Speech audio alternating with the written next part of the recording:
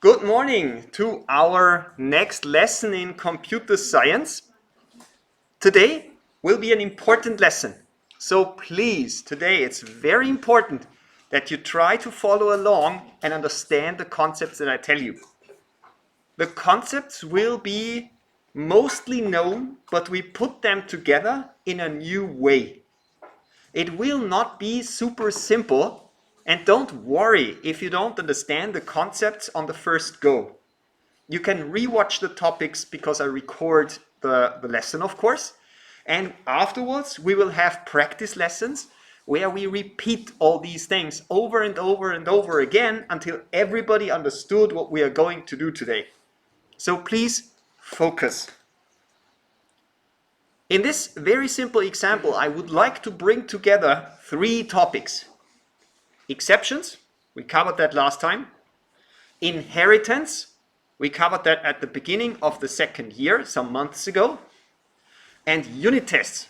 For the first time, you will write your own unit tests. These three things will be brought together. Let's get started. We will create in the adder directory, which is just a console application, a new file, and this file is really not complicated. Let's call it numberadder.c#. Numberadder.c#. The code in this numberadder.c# is super simple. Let's define a namespace, adder. Let's define a class, numberadder. In this class, we will do two things. First, we have, let me disable GitHub Copilot because I want to show you what we do step by step. In this class, we define a property. This property is of type int, has the name sum, and the setter is private. Means I am storing a sum of numbers. It can be read from outside and can be changed from inside the class. Public get, read from outside. Public get, And private set means it cannot be manipulated outside of the class, only inside of the class. And then we add a very simple method. It's called public int add. It gets a value. And what it does, it simply says sum plus equals value. At the end, we say return sum. So we have a method which we can give a value, and this value is added to the sum, and the current sum is then returned. There shouldn't be any problems in this code for you. This should be completely obvious. Now let's add something that we haven't discussed yet. Please follow along. Checked. Can anybody guess what checked means? What is the largest possible value that we can store in an integer? 2 and something billion. Exactly. Now, can you guess what checked does? Yeah? Exactly, that's the point. It checks for an overflow. So here you learned something new, and we have to write the return here because checked cannot be a statement, it needs to be an expression. And what you see here does the following. First, it tries to add value to sum. But because of the checked, we get a, listen closely, exception, a so-called overflow exception. Remember what we did last time? If we get an overflow. So if we already have a value 2 point something billion and we add another billion, the addition will not be done, but we get an exception. Got it? Clear? Remember, this is checked. If we don't do checked, we would have an overflow. Exactly. Perfect. Wonderful. That should be fine. Now we want to try whether this really works. So we go into the adder tests project You see it here. And now we want to implement our first unit tests. You have used unit tests that I provided, but today we want to write our own unit tests. First, let's rename the C# file. I will call it number adder tests.c#, and I will also rename the class to number adder tests. Let's display the original class that we want to test on the right-hand side, and on the left-hand side we are going to write tests. Test names are typically very long and descriptive. Which method do we want to test? Add. What is the scenario that we want to test? When called with valid input. What is the acceptance criteria? Should add to sum. Yes, I know it's a long method name, but this is very typical for unit tests. A unit test method should describe what the unit test does. Now let's write the unit test. First, we create a number adder. That's the first thing. Fine. This stage of the test, it's called the arrange step. Arrange means we are creating the things that we need to perform the test. Then comes the act stage. Here we perform the action that we want to test. Var result equals to number adder dot add 5. And at the end, we make the assign step. Sorry, the assert step. Assert. Assert means in German sicherstellen. We want to assert something. Assert equal 5 result. Now take a look at this test. This test creates the object that we want to test, calls the method that we want to test, stores the result in a variable, and the last method here simply is a statement that we have to make sure that the result that we got back from number adder is really 5, because we passed 5 as the argument to add. Yes? What does what do? Line 5. Ah, very good, very good. Fact is a so-called attribute.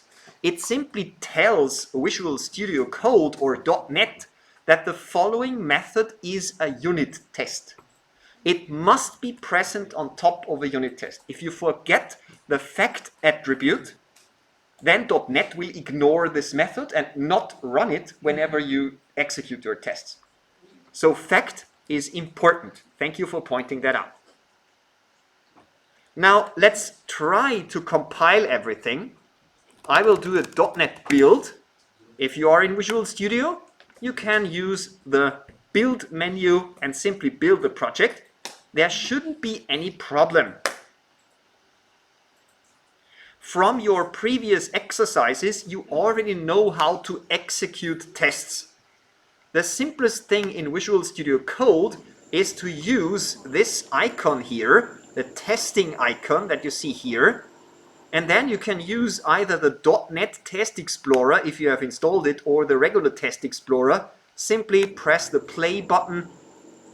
It should then visualize that it's currently running the tests, and within a few seconds it should be green. Yes, I have it green, and your test should also be green. If your Visual Studio Code doesn't execute it correctly, you can always go into the folder, this one, and say .NET test. That's also a possibility. If your Visual Studio Code is maybe out of date or you have any other problems, simply run .NET test in the console, as you can see it here, to execute the tests. Make sure that the test is executed properly. we had some interesting questions. The first question was, why 5? It doesn't matter which number you take. You can also use 15, but simply make sure that you change it down here too, otherwise the test would be broken. The next question was, well, what could be wrong?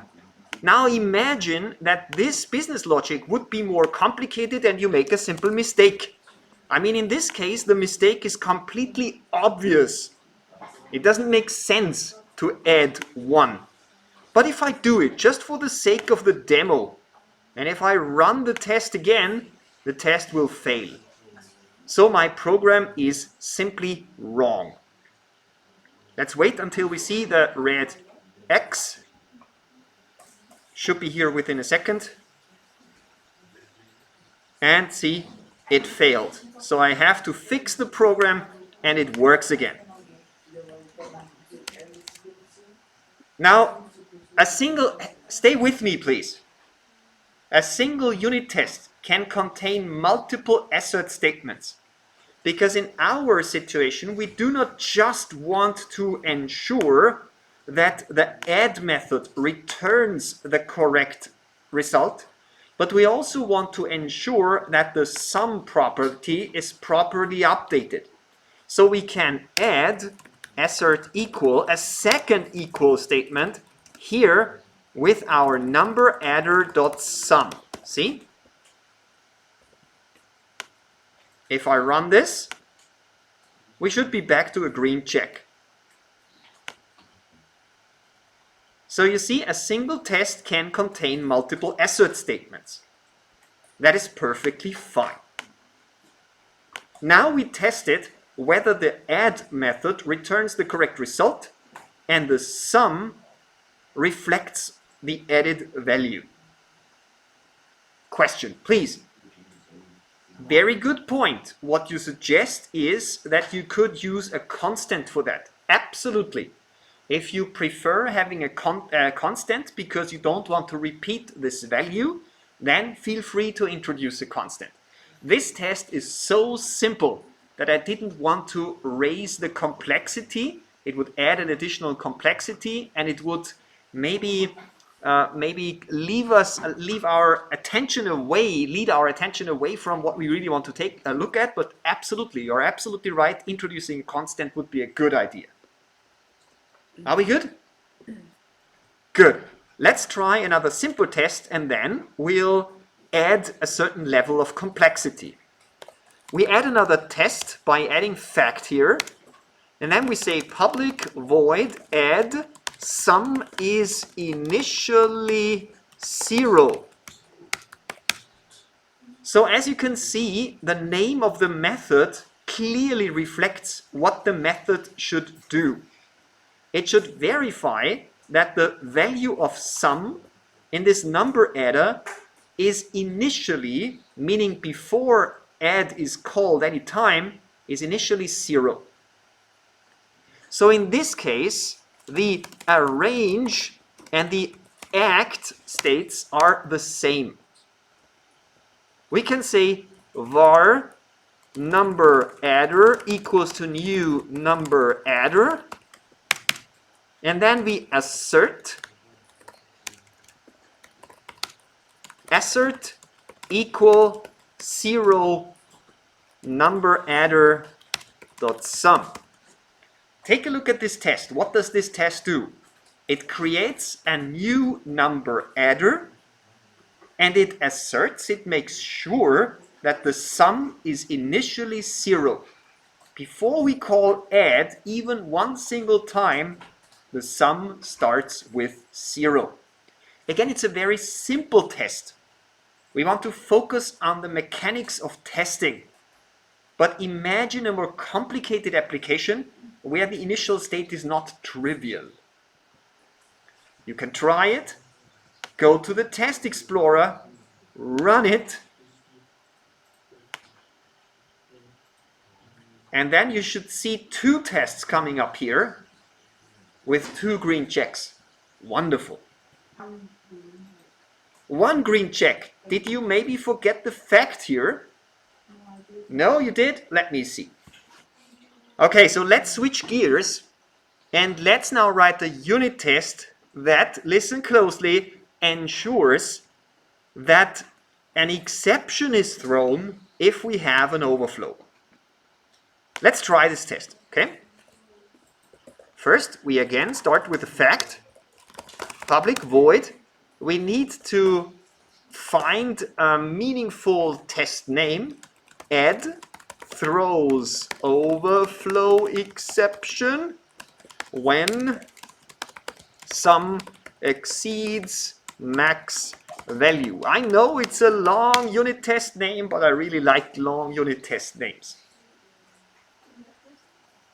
I will write down the code and then we will discuss it, okay?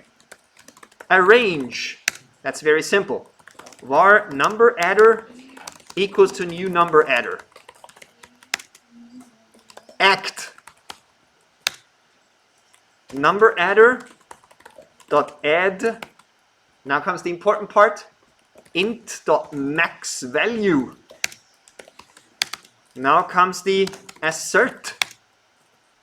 Assert throws overflow exception. And now comes the complicated part.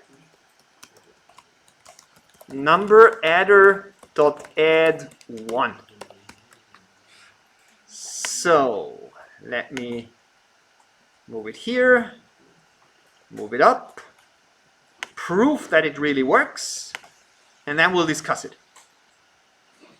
If you enter the code correctly and if you run it, you should have 3 green checks.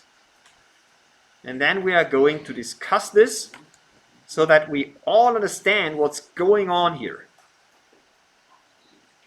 So let me describe what this code does. The first step here is pretty clear.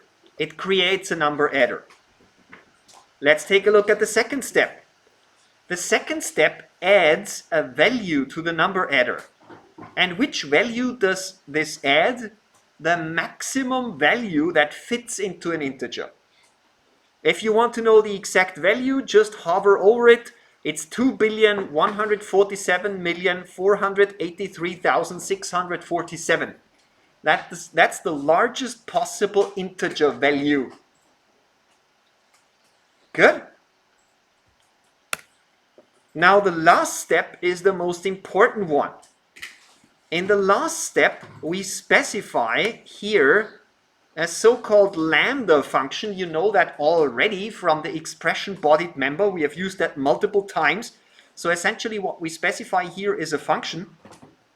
We say if we execute the function that adds even a single digit, even the value 1, then we expect an exception to be thrown, and this exception is the overflow exception. We make sure that number.adder add1 throws an overflow exception if the sum is already the max value. This syntax construct here, we know that already. Can you remember? In the past we have used things like list of string, or list of int, or list of person. We also used things like, for instance, a hash set of string, or a hash set of int. We have used things like that. And those constructs are called generic classes. Generic classes are classes that receive a type argument. That's the technical term that we have here. Well, that's a lot of complicated words. You will probably not immediately remember that, but I hope you understand the principle. We simply say we expect an overflow exception to be thrown if we add the number 1. This is how we write a unit test that makes sure that a certain method throws an exception. Now, what could go wrong? Imagine that you work together with other people and somebody looks at your code on the right-hand side and says, "What is this checked? I've never heard about checked. I don't think we need that." So this programmer simply removes the checked. He tests all the usual cases, everything seems to work fine. But the one who changes the code forgets that there is a so-called edge case. In German, eine Ausnahmesituation, where it really can happen that we have an overflow. And this is exactly why we have unit tests. If I run these unit tests now, if the developer who just changed the code runs the unit tests, he or she will immediately see that he or she has broken the code. Because one unit test is now red. You will see that in a second. Here it is. The system clearly indicates that we now screwed up. We did something wrong. So we can undo our change, we can rerun the code, and by having this unit test, we ensure that every change follows the specification, that we do not remove functionality which is required. Wonderful! It seems that everything is clear so far, so we can step up the complexity a little bit, and we are going to add another program.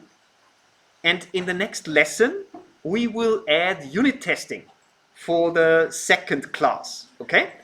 We can use the remaining few minutes that we have in this lesson to implement a very simple program, or at least start it.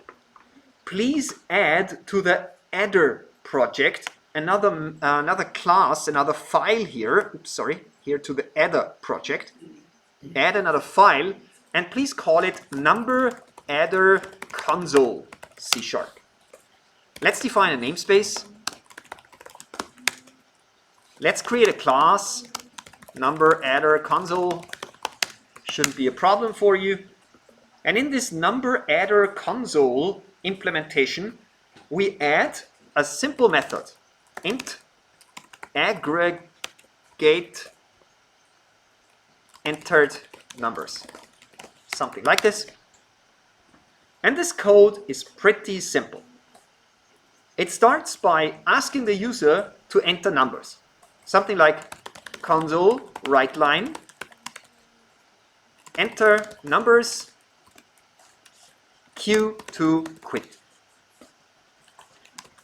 So the user can enter numbers one after the other and then press Q to exit the program.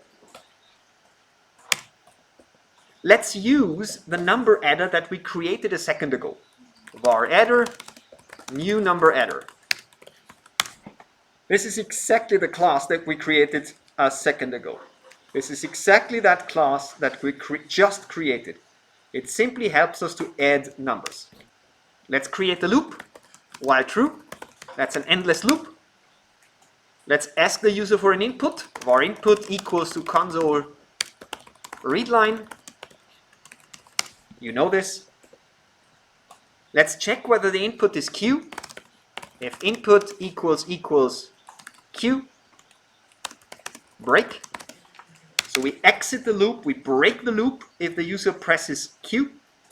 If the user doesn't press Q, we simply call the adder add method, use the int.parse, take the input, typo here, and print the intermediate sum. Console write line. The current sum is adder.sum. And with that, our program is nearly done.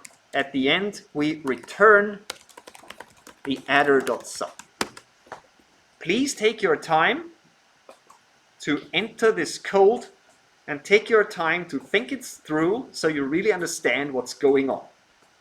Let's quickly think about this code. Do you have any critics for this code? You have a comment. Then we get a failure. How do we call it exactly? We get an exception. Exactly. Why do we get an exception? Which method will throw the exception? Because the int.parse. Int.parse.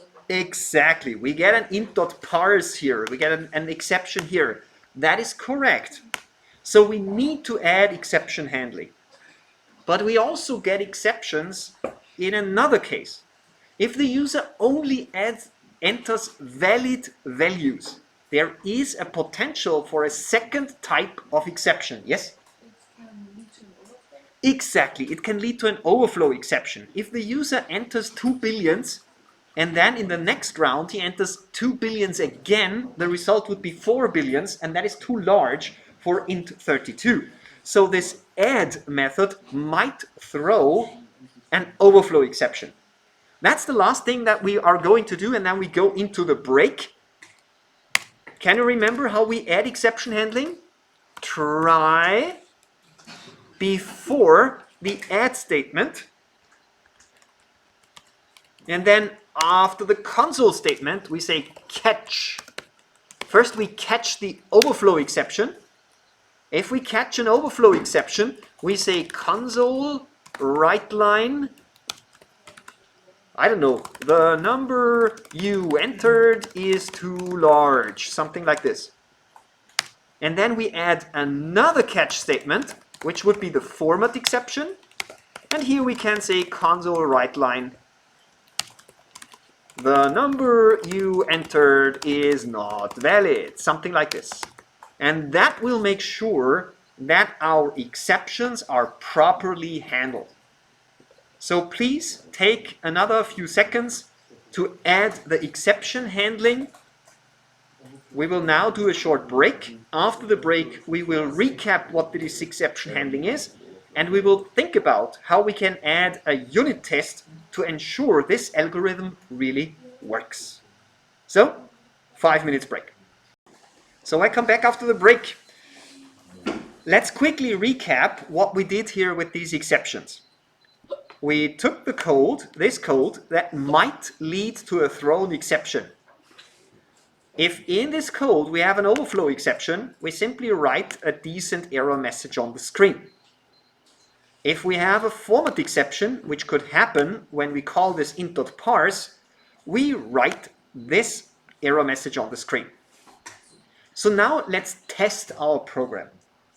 I ask you to go into program.cs, delete what you have in there, create a number adder console, new number adder console, here it is, and simply call the aggregate entered numbers. If you have done that, test your program interactively. So go into the adder, say .NET run, then your program should compile, and then we can enter some numbers. I get asked that I should enter some numbers, here it is. I can say 10, the current sum is 10, I can say 20, the current sum is 30, I can enter 30, the current sum is 60, then I enter Q to quit, and the program exits. So as you can see, yes, the program works fine. Now let's test more exceptional cases. I run the program again. This time I will enter a valid number and then an invalid number, ESDF. Press enter, I get a meaningful error message, works fine. Exit. Wonderful. Let's execute the last test with the overflow. So let's enter a very large number, 2 billions. That works. Enter 2 billions another time. The number you entered is too large. Then we can maybe enter 1 and we see it still works. But if we add something which exceeds integer maximum value, then the program prints a meaningful error message on the screen. So our exception handling really works. With Q, we can exit the program again. Please try that. Run your application and ensure that the regular case, the invalid number case, and the overflow case work as expected. Okay, now comes the most interesting but also the most complicated question that we have in our lesson today. We now have a non-trivial algorithm inside of this aggregate entered numbers method. We have a loop, we have if statements, we have exception handling, so it would absolutely make sense to add an automated test for this algorithm, right? We don't want to test this over and over again manually. That's a lot of work. But we have a problem. this method can currently not be meaningful tested. Why? Do you see a problem? Why can't we write a simple test for this method? You have an idea? Because we take inputs from the user from the console. Exactly. We take input from the user through the console. And when we run a test, there is maybe no user. Maybe this test runs every night at 2 a.m. Do you want to go into the office at 2 a.m. and type in some numbers every single day? You probably won't. So therefore, we need to get rid of these console write line and console read line statements. How do we do that? Well, the first step is to encapsulate, German kapseln, to encapsulate them in separate methods. Let me show you how this works. Please add one method here, and let's call it public void write line. It gets a string s, and it simply does a console write line s. It seems that this is not very useful. It simply creates a wrapper around console write line with our own method name. Now that we have this dedicated method here, we can remove the console whenever we have this write line. Here, console, remove it. Console, remove it. Console, remove it. So whenever we want to print something on the screen, we are now going through this method. Understand what I mean? We simply say, okay, we have an indirection. Sometimes these things are called abstractions. We are abstracting away console write line by using a dedicated method. Maybe you ask yourself, okay, what did we win? The program still prints something on the console. Give me a second. You will see that in a second. Let's add a second method for the read line. Can you guess what we want to do? Public string read line. And what do? Console read line. And by adding this dedicated read line method, we can get rid of the console again. So now our entire interaction with the console is now encapsulated within these two methods. So whatever we do with the console, we have it in these methods. Please change the code accordingly. I understand that you currently are maybe not quite sure where we are heading towards, but believe me, it makes sense. Anybody needs more time to type in the code? If you want, you can execute the program. It should still work. It should still compile. You can test it, 10, 20, quit. Works perfectly fine. Nothing has changed. But now comes the magic source. Now comes the Harry Potter programming. Now comes the fairy dust. What we are going to do now is we are going to add a magic keyword, and that is new, and it's called virtual. Please make these two methods virtual. Public virtual write line. Public virtual read line. You will learn in a few minutes what this virtual is all about.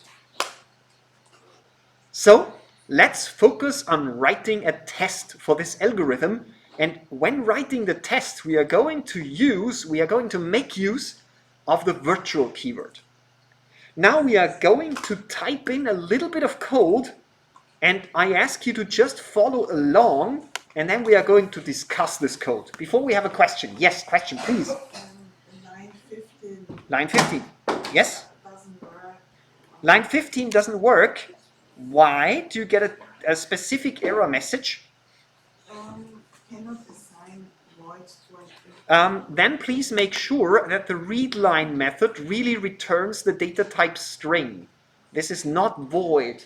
Maybe you have made a mistake here and you have written void here instead of string, right?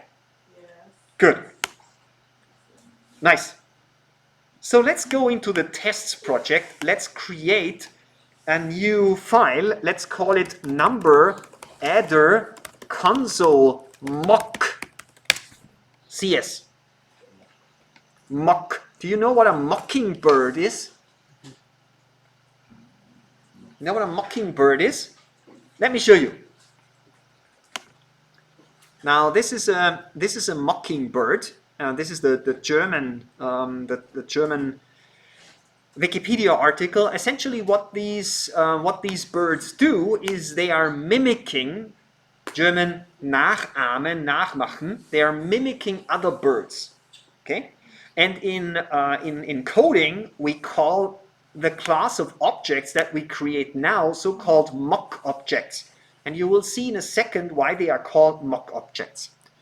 Let's just add a little bit of code and then let's discuss it. Namespace adder.tests. Let's add a class number adder console mock.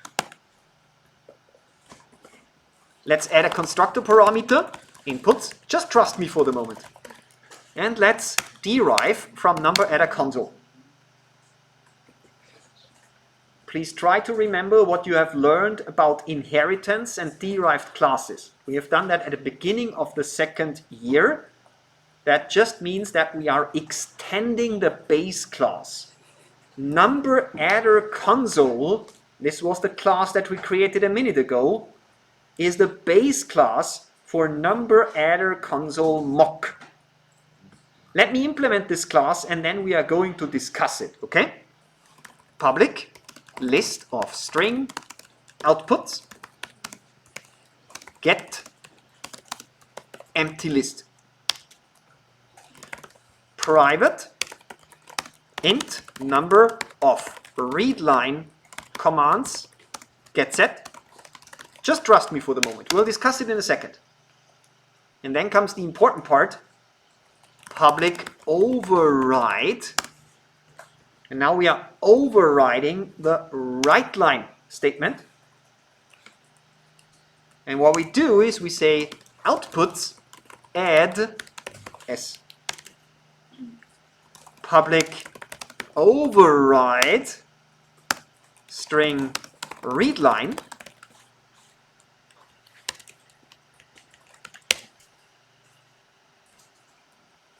And here we say return inputs number of readline commands plus plus.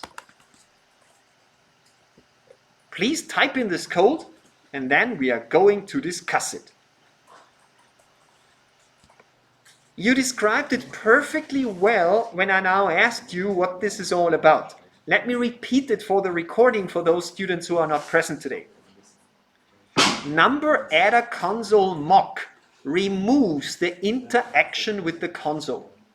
So the user does no longer enter something through the console. Instead, this class gets a list of prefabricated inputs and it will simply return one input after the other without asking the user. So we are using the abstraction here. We are overriding this virtual method. We say, I am a descendant of this class here, and I have a different implementation for writeLine and readLine. In my case, I do not want to interact with the console. I want to store the outputs in a list so that I can assert on them later on, and I want to return pre-built inputs, which I have in my unit test, instead of asking the user for input through the console. We have a question. So I don't understand. Darf ich Deutsch reden? Ja, natürlich. Absolutely. Wieso können wir die Klasse färben, wenn die andere Klasse nur abstract ist? Very good question. I will try to answer in English, and if you don't understand it, let me know, okay? The question is, why can we derive from number adder console if number adder console is not an abstract class? At the beginning of the second year, I told you about so-called abstract classes. What I didn't tell you at that point, a class does not need to be abstract in order to act as a base class. You can derive from any class in C#, whatever you want. Well, again, that's not perfectly true. There is an exception to this rule. You can, we say, seal a class. A class can be sealed, German versiegelt. Then you can derive from this class. But this is very, very rare. In general, classes can act as base classes, and they do not need to be abstract. So that is perfectly fine. That is absolutely okay. We can do that. However, a derived class can only change existing behavior if the existing method is virtual. We need to make this method virtual so that the derived class can change the behavior of the method. Again, strictly speaking, technically, this is not 100% correct. It is possible to change the behavior of a method even if it's not virtual, but for the moment, let's keep things simple. Currently, we simply assume that if we want to change the behavior of a method, we make it virtual. Later on, maybe in a few months or maybe next year, I will maybe tell you a little bit more about changing the behavior of non-virtual methods, but that would currently be too complicated. So let's, for the moment, keep it simple. So why use abstract class then? Why use abstract class then? By using an abstract class, you force somebody to use it as a base class. You cannot use it directly. So if you have a class that has a certain method but no implementation, if your class says, all my derived classes must offer this method, but I don't have a default implementation, then you use an abstract class and an abstract method. But if you have a default implementation here, and you simply want to give your descendants the possibility to change the behavior, then you make it virtual. Abstract forces somebody to derive and implement the method. Virtual enables somebody to derive and change the behavior. Does this answer your question? Very good. Okay, we have some problems. I will immediately help you solve these syntactical problems. Good. If you still think this is a little bit crazy and you do not fully understand what we do here, don't worry. It will become clearer and we will do more exercises. Now that we have this number adder console mock, we can start writing our test. And trust me, this will make things way clearer. Let's write the test. So let's add another file here in our test project. Let's call it, how do we call it? Number adder console tests. C#. Number adder console tests. Let's give it a namespace. That's our adder.tests. Let's add a class, public class. This one. Let's add a method with a fact. Public void adding valid numbers should print sums. Something like this. I give you a second to catch up. What you absolutely need to take away from this lesson is that creating unit test means to create a class, create a method, and add the fact attribute on top of it. That turns the method into a unit test. Please note that we use the xUnit testing framework here. There are other testing frameworks for .NET like NUnit or Visual Studio unit tests, and those unit testing framework, those unit tests look a little bit different, but we are going to focus in my course on xUnit. Once you understood xUnit, all the other testing frameworks are a piece of cake for you.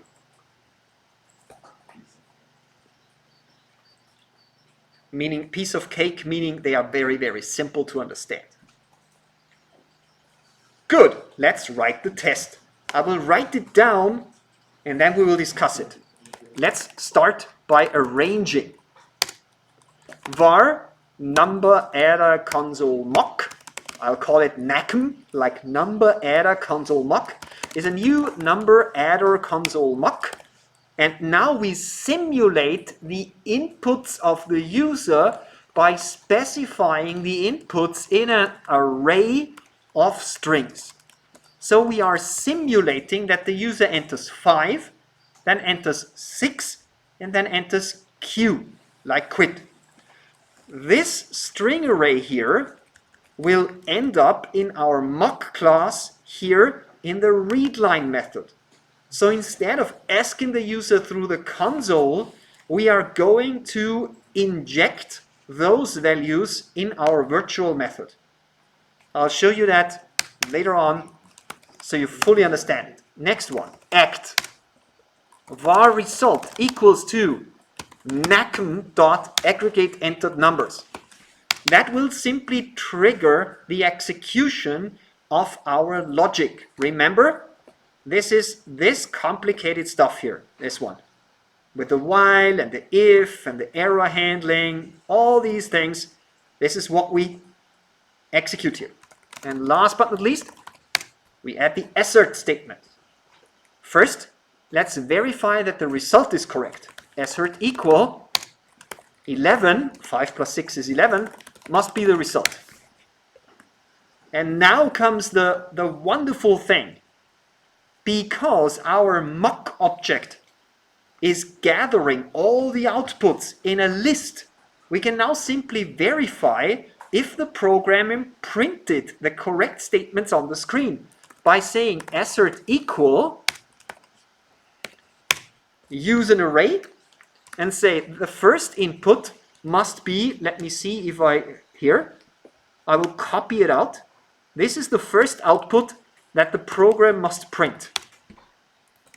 The second output must be, here see it, the current sum is, and then the value. This is the first one, 5. Then we add 6, so then we have 11. And that must be the nacm.outputs. And this is our wonderful test.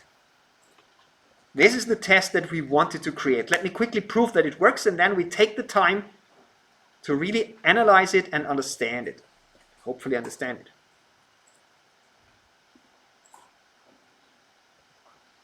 My test is running, and in a few seconds we should see that everything is good. Yes, it's green, it works.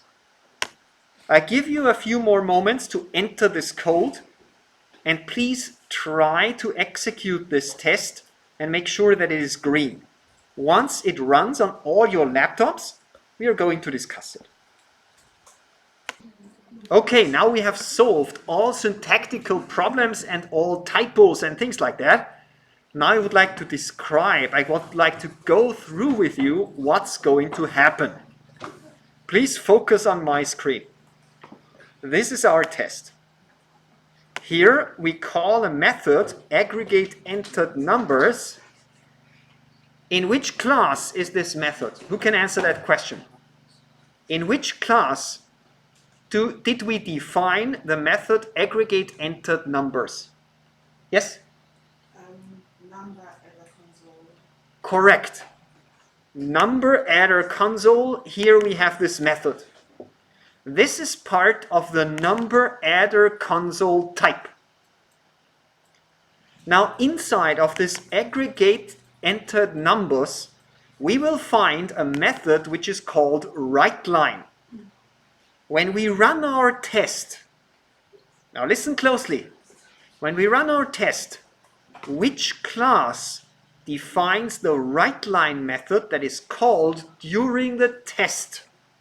The number adder console test mock. Exactly.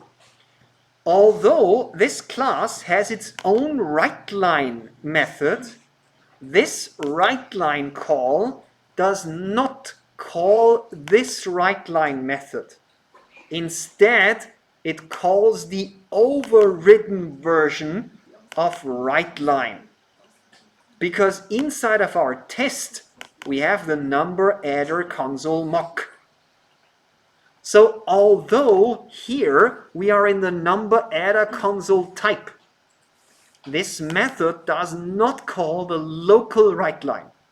It does not call the local readline.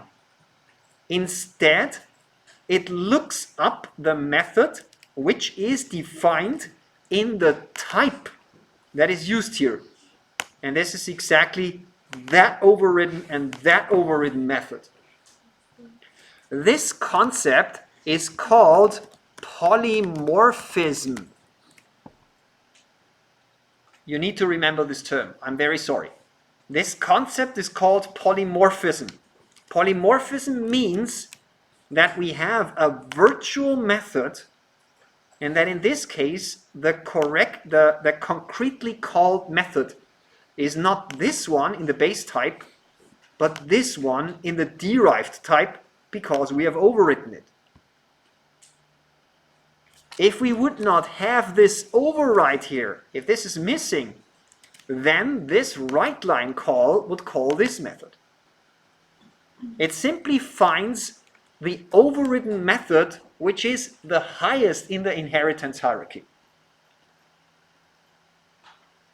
That was a pretty complicated thing to understand. I guess you have questions. Who understood this concept that I described now? Who understood how the calls work? Who didn't understand how the calls work? Okay? Okay, good. So let's quickly try to debug that so you really see what's going on. Please focus on my screen. I go here into the test. I set a breakpoint exactly here. I pick up this test and I start debugging it.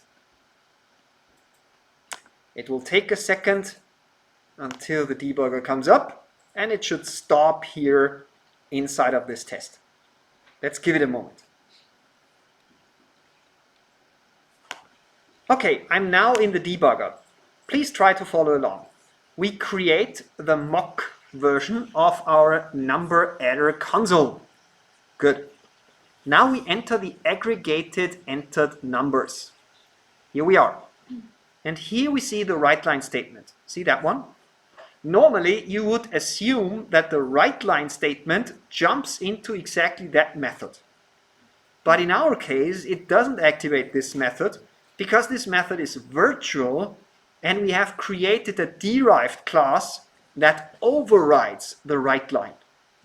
So essentially what's going to happen if I now step into this method using the F11 key, the system will jump into the mocked version of the class.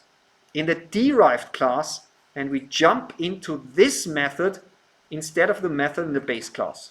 So let's go through it. It stores the output in the list and everything is fine. Readline, same thing. If I step into this method, we go into the derived classes version because we have overridden the readline method. It returns something and we go through. And with that we simulate entering values on the console. The values are not really entered by a user. Does it make sense? So the important thing is to mark the method as virtual and to override the method and then understand that the overridden version is called. This was our quick introduction into polymorphism. After a short break, we will add 2 more unit tests, and then you have time to practice that on your own using a homework where you can repeat all these steps again. But first, we do a break. Okay, so after the break, let's get started and let's add 2 additional tests. So it will be clearer what we are doing here. The next test that I'm going to write is a test. I think we have somebody coming in. Yep. Okay, so the next test that we are going to write is the following. Let's add a fact. Public void adding with invalid numbers should print error. We can essentially copy the test that we created before, this one, and simply adjust the inputs. Now it's very simple to simulate certain inputs of the user. So what we are going to do is we are going to say, okay, the first input is 5, and the second input is blah, blah, blah. This is obviously not a number, so this will fail. So the output should be enter numbers, that's fine. The current sum is 5, that's fine.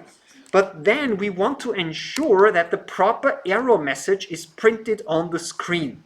And in my case, this is the number you entered is not valid. It is really as simple as that. We simply add different inputs, we verify the outputs, and if you make everything as shown here, and you run everything, we should have an additional green check. In a few more seconds we should see the result. Oh, I broke it. Yeah, of course, this is wrong, this 11. This is wrong, this should be 5, because I forgot to adjust this value here. My mistake, my bad. I'm sorry about that. Let's rerun the tests. But that is fine. Now we at least know that the test is verifying this correctly. Oops. Black again. I had this problem before too. Oops. That's just an updater. Okay, let's get rid of this updater. Sorry. Now you should see my screen again. Please try it. Try to enter this code and try to understand this code. By now you should really, I don't know, get an idea what the whole concept is all about. We simulate user input. We verify the output without using the console by making use of the mock object which overrides the write line and the read line statement. So let's add the final unit test. The final unit test that we want to add. And now I would like to demonstrate to you how this works in real life, especially with the support of an artificial intelligence coding agent. If I enable GitHub Copilot, and I will do that now, you will see that by entering meaningful unit test names, Copilot will be able to generate the complete test for you. Let me show you how this works with AI. I simply add fact, that is okay, and then I say public void adding with overflow should print error. And if I do that, and if I wait for a moment, then GitHub Copilot should do everything for me. See? It isn't perfect because GitHub Copilot made a mistake here. In this situation, the error message is wrong. If I take a look at the number adder console, we will see that the error message in fact is called the number you entered is too large. So this is something that we have to fix. But everything else was automatically created by GitHub Copilot. If you choose a meaningful test name, then it's very likely that GitHub Copilot can generate tests for you. During your exams, you will not have GitHub Copilot, but I wanted to show you that because in practice nowadays, people use AI tools like GitHub Copilot a lot to generate tests. So my personal workflow works like this. I write the code and then I ask an AI tool like GitHub Copilot to generate all the tests for me. In most cases, 9 out of 10 tests are generated automatically. I have to adjust them a little bit, but it saves me a lot of time. And I only add very specific unit tests that GitHub Copilot cannot know about. So in real life, outside of the school, AI tools are super important when generating tests. If you do not have GitHub Copilot, you have to enter this test on your own, and then you can try it whether it works. I'll go to testing. Let's prove that it really works. 6, I don't know why I don't see the green check here. It will appear in a second, but down here I already see that I have a check, so 6 tests are correct. All our tests work properly. Very nice. So, next thing is practicing. Exactly practicing what we have done so far. Before we go into practicing, let me show you what I have prepared for you. First, in our course GitHub repository, you have the life folder, and inside the life folder, you have the folder 2024-03 Polymorphism. This is exactly the example that we built today. So here you have the entire example that we built today, prepared for you, ready in the GitHub repository. By putting it in the GitHub repository, this code will be available to you during the next exam. That is important. You can bet that in the next exam, you will need to create unit tests. You will need to create something like virtual methods. And with that, you have a template. You have to know how to read it, but you have a template. That's the first thing. The second thing, I've prepared a homework, which is an example that is very similar to what we built today, but just a little bit more complicated. Just a little bit more complicated. It's called vending machine. I will send you the GitHub Classroom link in a second, but before, let me quickly walk you through this example. Please read the example specification, read the problem statement. I don't need to read it for you. Essentially, it's an example that we did in a very similar way in the first class. Think of the coffee machine in our buffet down in the basement. You go to the coffee machine, you enter coins, and the system has to calculate your change. Which coins do you get back? That is essentially what we do here. However, we want to build tests for it. I created this application in multiple steps. Step 1, very simple, basic unit test. Start working on this project with step 1. Only if you managed step 1, proceed to step 2. That is again a regular unit test. No need for virtual methods here. It's just a little bit more complicated. And then last but not least, steps 3 and 4, practice exactly those virtual methods and this concept of mock objects for unit testing. So steps 3 and 4 are the most complicated ones. If you struggle with it currently, it's absolutely no problem. We will practice this topic over the course of the next weeks over and over again. Try to make your very best. Okay? This is the exercise that you can start on working now, and this is your homework until next week to work it through as far as you get. Next week, we will recap this topic.